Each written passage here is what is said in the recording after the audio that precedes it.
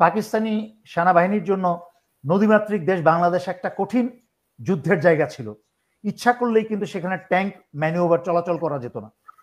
সেই বাংলাদেশ কিন্তু এখনো তাই রয়ে গেছে, নদীমাতৃক, নদীনালা, পুকুর, জংলা, নোংরা এসবে ভরা। অস্ত্রে ব্যবহার করে গৃহযুদ্ধ শুরু হয়, তাতে কিন্তু বাংলাদেশ সেনাবাহিনীর অন্যান্য অফিসার সৈনিক তো আছেই, যারা হাসিনার প্রতি লয়াল ছিল সেই সব বহু সিনিয়র অফিসার আত্মীয় স্বজনও কিন্তু সেই গৃহযুদ্ধে মারা পড়বে। জনতাকে একত্র করে একটা সরকার গঠন করার ক্ষমতা আছে। সেই জন্যই তো সোহেল তাজের মতো একটা ধাপ্পাবাজ, একটা বদমাইশকে, একটা বিডিআর হত্যাকারীর পরিকল্পনাকারীদের মাঝখানে একজনকে, এবং হাসিনার সরকারের অংশ হয়ে কিন্তু স্বরাষ্ট্রমন্ত্রীও ছিল, এবং আওয়ামী বদমাইশগুলা প্রমোট করে না উনি তো ভালো মানুষ, উনি তো মন্দের ভালো। প্রথম কথা হচ্ছে, এটা কি কোনো ব্রেকিং নিউজ হলো? এটা কি কোনো অবাক হওয়ার কথা হলো? আমি তো গত 6 বছর ধরে বলে আসছি যে হাসিনার পতনের পরে হাসিনা এবং ভারত মিলে ক্রমাগত চেষ্টা করে যাবে বাংলাদেশকে অস্থিতিশীল করতে।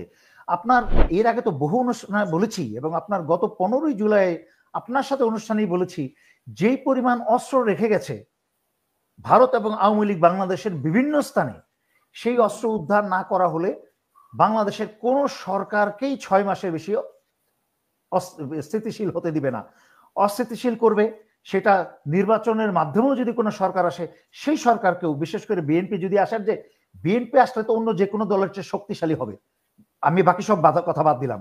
বিএনপির ভিতরে যেহেতু কি বলে ভারতীয় রয়ের রাজাকার এবং আওয়ামী রাজাকার প্রচুর আছে, এগুলো তো বহু বলেছি। তারপরেও মনে করেন বাংলাদেশের বৃহত্তর দলের মাঝখানে তো একটা, সেই বিএনপিও যদি ক্ষমতায় আসে 6 মাসের বেশি বিএনপিকে স্থিতিশীল হতে দিবে না।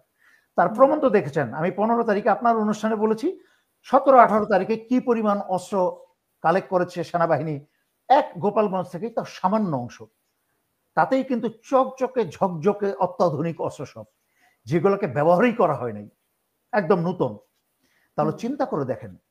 আপনি বলেছিলেন যে আপনি ঠিক গত অনুষ্ঠানে বলেছেন যে 2 বছরও এই অস্ত্র উদ্ধার করে শেষ করতে পারবে না। 100% কারেক্ট।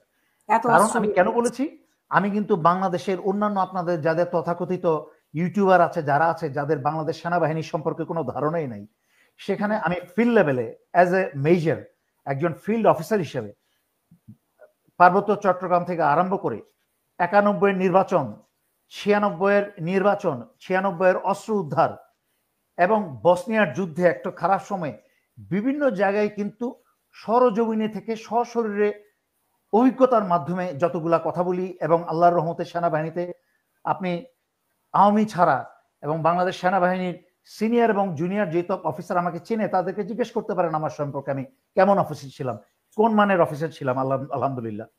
সুতরাং সেই সব জ্ঞান থেকেই আমি কথা বলি, উড়া ধুরা বানানো কথাবার্তা, মানুষের শোনা কথাবার্তা আমি বলি না।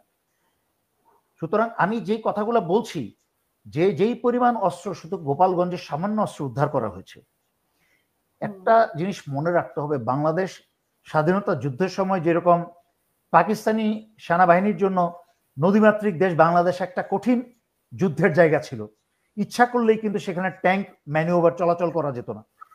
সেই বাংলাদেশ কিন্তু এখনো তাই রয়ে গেছে, নদীমাতৃক, নদীনালা, পুকুর, জংলা, নোংরা এসবে ভরা।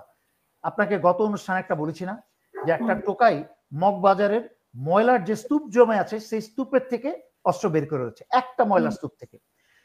সারা বাংলাদেশে আওয়ামী সন্ত্রাসীদের অস্ত্র সারা বাংলাদেশ জুড়ে আছে। সেই ভারত বাংলাদেশ সীমানা থেকে আরম্ভ করে বাংলাদেশের ঢাকা শহরের কেন্দ্রে পর্যন্ত হাজার হাজার হাজার হাজার জায়গায় এরকম শত শত অস্ত্রের ভান্ডার আছে।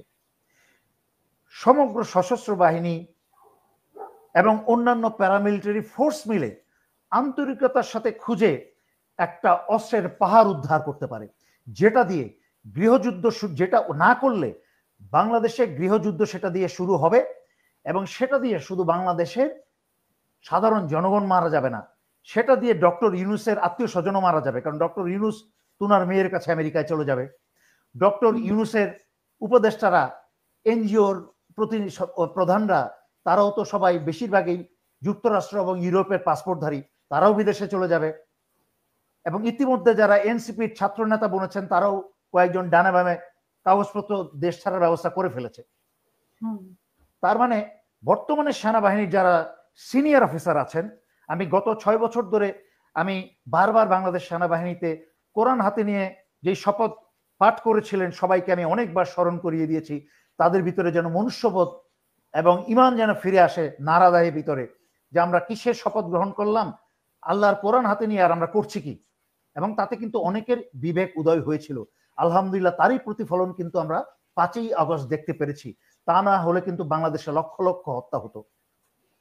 সে একইভাবে আবার সেই বিবেক উদয় করে দিতে চাই, বাংলাদেশে যদি ভারতের এবং আওয়ামীদের রেখে যাওয়া অস্ত্রে ব্যবহার করে গৃহযুদ্ধ শুরু হয়, তাতে কিন্তু বাংলাদেশ সেনাবাহিনীর অন্যান্য অফিসার সৈনিক তো আছেই, যারা হাসিনার প্রতি লয়াল ছিল সেই সব বহু সিনিয়র অফিসার আত্মীয় স্বজনও কিন্তু সেই গৃহযুদ্ধে মারা পড়বে।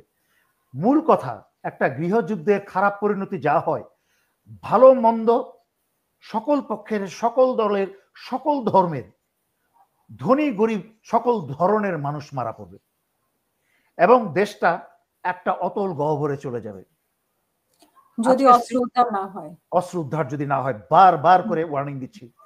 ডক্টর ইউনূস যেহেতু উনি গ্রামীণের শক্তি অর্জনে এবং মুনাফা অর্জনে এবং তার রাজত্ব প্রসারে ব্যস্ত এই বেঈমান ডক্টর ইউনূস, সুতরাং ডক্টর ইউনূসের দেশ নিয়ে কোনো মাথা ব্যথা নাই, ওনার উপদেষ্টাদেরকে বারবার বলার পরেও তাদেরও কোনো মাথা ব্যথা নাই।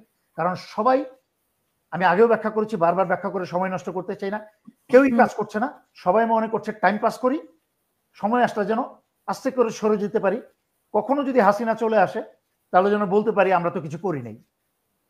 এই যে দেখেন, আমরা শুধু চেয়ারে বসতে বলেছিল, চেয়ারে বসেইছিলাম, আমি আওয়ামীর বিরুদ্ধে কিছু করিনি, আপনার বিরুদ্ধে কিছু বলিনি। সুতরাং এগুলা বলে পার হবে না। আগেও ব্যাখ্যা করেছি কেন আওয়ামী লীগ আসতে পারবে না।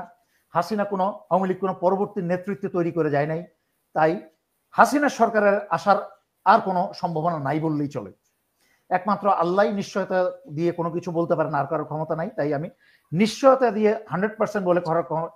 তবে একটা সাধারণ বিবেক বুদ্ধিতে যা বলে, পৃথিবীর কোনো স্বৈরাচারী কোনো নেতৃত্ব, পরবর্তী নেতৃত্ব তৈরি করে যায় নাই এবং হাসিনাও তাই করে নাই। তাই হাসিনাকে আবার সরকারে ফিরে আসার সম্ভাবনা নাই বললেই চলে। তারপরে কি থাকে, আওয়ামী লীগের যেসব চোর, সন্ত্রাসবাদ, ধর্ষক নেতা নেত্রী আছে, তারা কি কখনো একটা জনতাকে একত্র করে একটা সরকার গঠন করার ক্ষমতা আছে? সেই জন্যই তো সোহেল তাজের মতো একটা ধাপ্পাবাজ, একটা বদমাইশকে, একটা বিডিআর হত্যাকারীর পরিকল্পনাকারীদের মাঝখানে একজনকে, এবং হাসিনার সরকারের অংশ হয়ে কিন্তু স্বরাষ্ট্রমন্ত্রীও ছিল, এবং আওয়ামী বদমাইশ গুলা প্রমোট করে না, উনি তো ভালো মানুষ, উনি তো মন্দের ভালো। আর কিছু কিছু বাংলাদেশে অন্যান্য ছাগল পাগল যারা আছে, যাদেরকে আপনার শিলে পাটায় বেটে মুখে তুলে খাওয়ালো বুঝবে না যে এরা কত বড় শয়তান। এই সোহেল তাজ, এই সোহেল তাজকে বি টিম করে ডাক্তার ইউনূসের কিন্তু পাশে দাঁড় করিয়ে দিয়েছে।